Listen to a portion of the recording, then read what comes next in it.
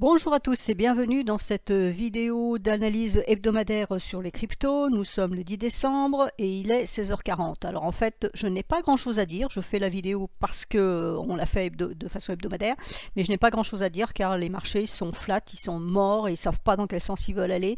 Et techniquement parlant, on n'arrive pas à trouver des signaux qui nous disent si ça va partir dans un sens ou dans l'autre.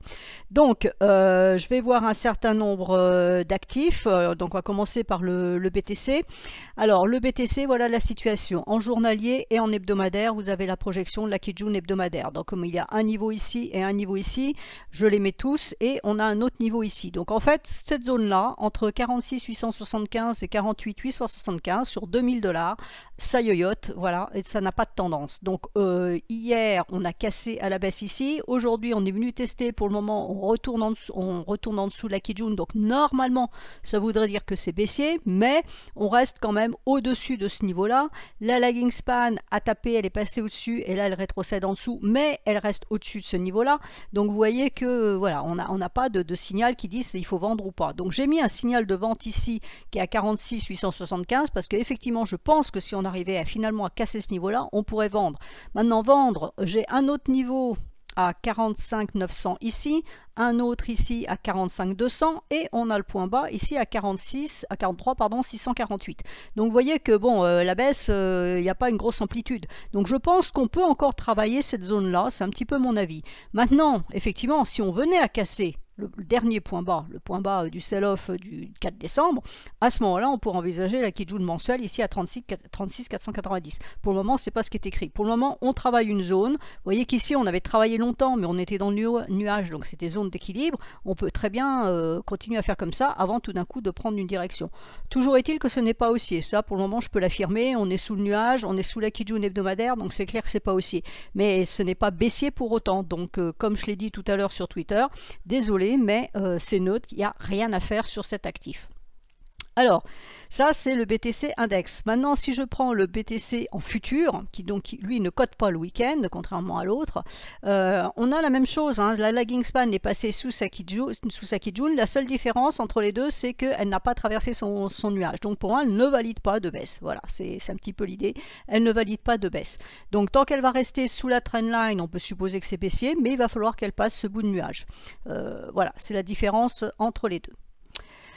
ETH, ben voilà, ce que je vous dis, quand je vous dis que c'est neutre, il ne se passe rien depuis le 18 novembre. Hein, on fait de l'horizontale, on tente quelque chose, on repart, on a eu le sell-off ici, et depuis, ben là, on est dans le nuage, c'est neutre.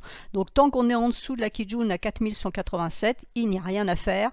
Pour le moment, on essaye de baisser, mais vous voyez qu'on ne reprend même pas les points bas qui sont ici. Donc la lagging, elle a bien validé la baisse, mais ça, il ne se passe rien. Pour moi, on ne fait rien tant qu'on ne casse pas la baisse, les 4022. Et à ce moment-là, on pourra avoir 3800 en objectif, qui serait le bas du nuage. A contrario, si on recasse la Kijun à 4175, à ce moment-là, on pourra avoir de la hausse vers 4392. Mais voilà, on reste vraiment entre les deux. Algorand, alors Algorand, je l'ai choisi parce qu'elle présente une configuration intéressante, donc elle est baissière court terme puisqu'elle est sous le nuage, sous la Kijun journalière qui est là, baissière moyen terme puisqu'elle est sous la Kijun hebdomadaire et même ce plat ici, mais pour le moment, elle traite sa Kijun mensuelle. Donc si tant qu'on reste sur ce niveau-là, 1,5427, il n'y a pas de baisse. Si on casse ça, à ce moment-là, on pourra aller chercher le niveau ici à 1,3252, qui est le point bas du sell-off du 4 décembre. Donc voilà. Donc vous voyez que là aussi, hein, Ishimoku délimite parfaitement le range. On a tenté le passage du twist, ça a été invalidé derrière, donc c'est neutre. Voilà, pour moi, il n'y a rien à faire.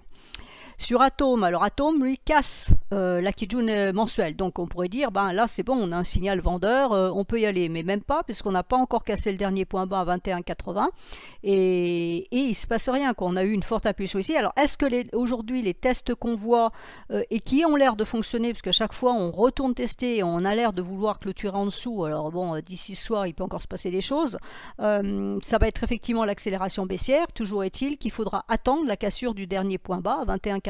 Si on casse ce dernier point bas, effectivement, à ce moment-là, on pourra vendre.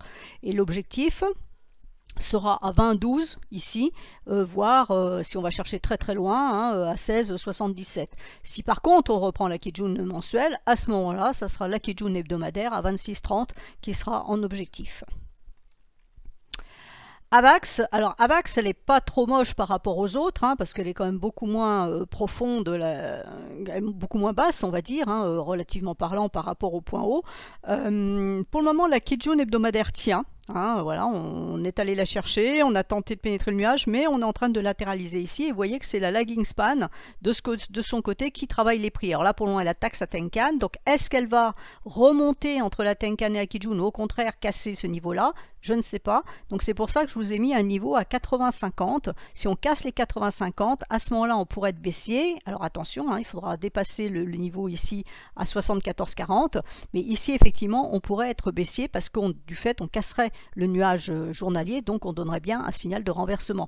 Maintenant, si la lagging span ne valide pas, c'est-à-dire ne casse pas ce niveau-là, elle peut remonter le long. Ça veut dire quoi? Ça veut dire que mes prix peuvent remonter le long de la SSA, hein, puisque le SSA, c'est le point moyen entre la Tenkan et la Kijun, donc elle pourrait remonter aussi comme ça. Et à ce moment-là, on pourrait envisager donc 99,30, ouais, on va dire 99,68, voire dans le meilleur des cas 112,93. Mais vous voyez que là aussi on est neutre. On est neutre entre ce support hebdomadaire, le support journalier ici, et une résistance journalière qui est ici à 100. Hein, voilà, pour être très simple.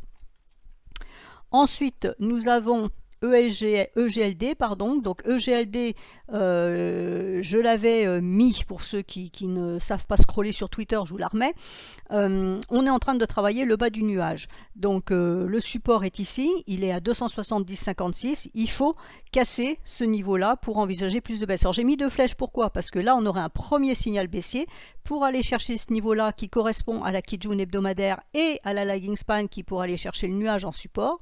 Et ensuite on pourrait à nouveau rentrer ou attendre ce niveau-là pour rentrer, hein, suivant notre aversion au risque, pour aller chercher la SSB à 218, voire 215 ici. Donc bien évidemment, j'ai mis un niveau d'invalidation à ce niveau-là, à savoir que si on repart dans l'autre sens, qu'on sort du nuage ici et que donc on casse ce niveau de Kijun hebdomadaire ici, à ce moment-là, on aura invalidation d'une idée baissière. Pour le moment, c'est l'idée, il faut voir ce qui va se passer ici. Là, on a une forte impulsion, est-ce qu'on la confirme ou pas? C'est ce qu'il va falloir surveiller. Iota, Iota c'est baissier, voilà, alors et tout est bien énormément, si j'avais scanné les, je sais plus 60-70 que j'ai, elles présentent tout ce genre de configuration. On a eu un sell-off, on a eu une tentative de revenir chercher le point bas, on n'y est pas arrivé, et depuis ça fait de l'horizontale. Donc là, a priori, ça a l'air de vouloir partir à la baisse, donc ce qu'on va surveiller ici, ce sont les derniers points bas, hein, tout simplement, il faut aller chercher les derniers points bas. On peut éventuellement tracer une droite de tendance ici pour réduire l'objectif baissier. Et à ce moment-là, on aura un objectif 1,0617, voire demain 1,0638. Donc c'est pas 17 ici, c'est 1,059, pardon. Et ici 1,0638. Voilà la droite de support ici, qui correspond, vous voyez, on a un niveau de support ici à 1,0451. Voilà, c'est ce qu'on pourrait aller chercher, qui est un petit peu plus haut que les derniers points bas. Mais toutes ont une configuration comme ça, donc c'est vraiment l'incertitude, on ne sait pas dans quel sens, il n'y a pas de tendance, il n'y a rien, donc c'est très compliqué de dire ce qui peut se passer. Alors Litecoin a cassé sa droite de support ici, ça a tenu, ça a tenu, ça a tenu. Hier on a cassé, aujourd'hui on fait le test de cassure, donc normalement ça devrait partir à la baisse, mais la lagging span pour le moment est au-dessus de la droite de tendance. Donc c'est pour ça que j'ai mis mon trait ici, c'est-à-dire qu'il faut que la lagging span casse ce niveau-là à 146,50. À ce moment elle validerait la poursuite baissière parce qu'elle casserait la trendline. Et ensuite on casse les derniers points bas ici, qui est un double point bas, entre parenthèses, donc à 142,03, et à ce moment-là, on pourrait avoir de la baisse. Et la baisse, elle irait, techniquement parlant, on pourrait peut-être aller chercher les 125,93, voire les points bas tout en bas à 104. Mais enfin, on n'en est pas encore là pour le moment. Voilà, l'idée pour rentrer, c'est ça. Il faut surveiller qu'effectivement, on ne repasse pas. Hein. Si on repasse la droite de tendance à 158,50, l'idée baissière est invalidée, bien évidemment. Donc, on a deux niveaux à casser. Alors Luna, je ne sais pas quoi dire. Pour le moment, la Tenkan reste en support. Donc techniquement parlant, elle reste haussière puisque elle n'a pas franchi sa Tenkan. Ça veut dire qu'elle ne donne pas d'alerte baissière. La Kijun, c'est le support ultime à 58,23. Est-ce qu'on a un double point haut? C'est la question. Voilà, donc si on casse la Tenkan, on peut envisager d'aller chercher la Kijun à 58,23. Si la Tenkan, ici à 64,20, tient en support, à ce moment-là, ce sont les derniers points hauts à aller chercher et on ne pourra acheter que sur cassure de 78,31 parce que c'est à ce moment-là qu'on pourra dire que la tendance haussière reprend. Pour le moment, c'est flat, c'est neutre, rien à dire. Solana, alors Solana, elle sort du nuage par le bas, donc elle valide un renversement de tendance, hein, baissier. La lagging span, attention, elle peut passer hein, les 2 jours prochains, puisque vous voyez que bon, aujourd'hui ça paraît un peu short, mais demain et après-demain, elle va pouvoir encore passer. Donc c'est ce qu'il va falloir surveiller, est-ce qu'elle passe ou pas. On a un support ici, à ce niveau-là, à 167,91. Donc voilà, si on casse les 127,91, je pense qu'effectivement pour 167,91, je pense qu'on pourrait effectivement descendre plus bas. Et puis là, vous avez le support majeur hein, de la Kijun hebdomadaire qui est à 140,55. Donc si on casse ce niveau-là, que la lagging arrive à passer ici, on pourra aller chercher ça. A contrario, si on intègre le nuage, évidemment, c'est invalidation de la baisse. Et enfin, VET. Alors VET, je l'ai mise parce que voilà, on a une extension Fibo, voilà, réduire quand même un peu correctement, de long terme hein, qui a été mise comme ça, donc un mouvement baissier, un mouvement haussier. Donc si je vous la mets en hebdomadaire, c'est un petit peu plus propre, un petit peu plus visible comme ça. Voilà, donc on a bien eu un mouvement ici en 1, 2, 3, 4, 5. Ici on a A, B, C, donc 1, 2, 3. Est-ce qu'on fait du 1, 2, 3 pour faire la 5 ou voilà, donc voilà, toujours même question, incertitude totale. Vous voyez que c'est les niveaux des 0,50 d'extension Fibo qu'on est en train de travailler. Elle est allée chercher les 0,618 ici. Pour le moment, bah voilà, ça patine sur le niveau des 0,50. Donc là, on a eu un flat ici, on est allé chercher ce niveau-là, et puis là, aujourd'hui, il ne se passe plus rien. Donc l'idée, c'est si on casse donc le niveau des 0,08 367, on peut éventuellement envisager de retourner les 0,618 à 0,06 917, c'est-à-dire quasiment le dernier point bas, hein, voilà, qui correspond d'ailleurs au petit bout de nuage qui est ici, vous voyez. Voilà, et puis bah, sinon, si ça coince là-dessus, il n'y a rien à faire, quoi.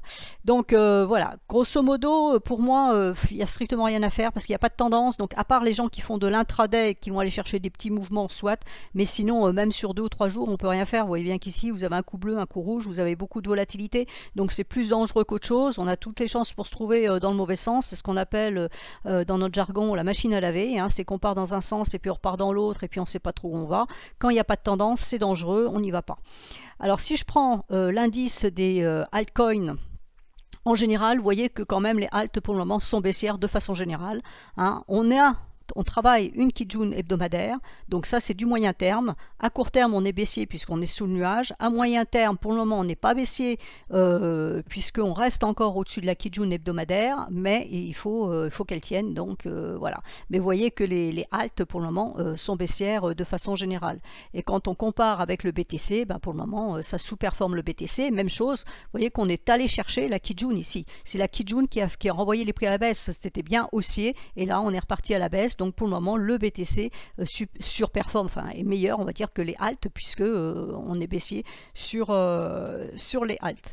Et je finirai donc avec ETH BTC, parce qu'on me l'a demandé, j'en vois pas tellement l'intérêt hein, pour le moment, mais bon, si les gens me le demandent, je suppose que ça les intéresse. C'est haussier, c'est-à-dire que l'ETH est supérieur au BTC dans sa progression.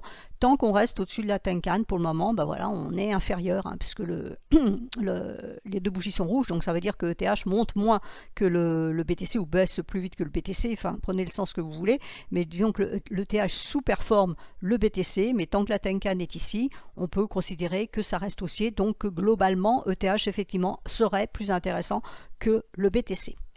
Voilà, je suis désolée de ne pas pouvoir vous en dire plus, mais franchement, il n'y a rien à dire quand c'est neutre comme ça. On ne peut pas prendre de position. J'ai répondu à plusieurs personnes sur Twitter aujourd'hui pour leur répondre ça. C'est qu'il y a un moment, il faut savoir rester en dehors du marché. Quand il n'y a pas de marché, il n'y a pas de marché. On reste en dehors et on attend parce que sinon, c'est le capital qu'on grille. Et dans ce cas-là, on n'aura plus de capital le jour où il va se passer quelque chose. Donc, si vous êtes en position et que vous voulez sortir au mieux, bah, vous surveillez les niveaux techniques. Si vous n'êtes pas en position, et ben, vous prenez des vacances, vous prenez un week-end, vous faites vos courses de Noël et ça sera beaucoup plus utile. Voilà, je vous souhaite à tous un excellent week-end et je vous dis donc, normalement, oui, encore à la semaine prochaine.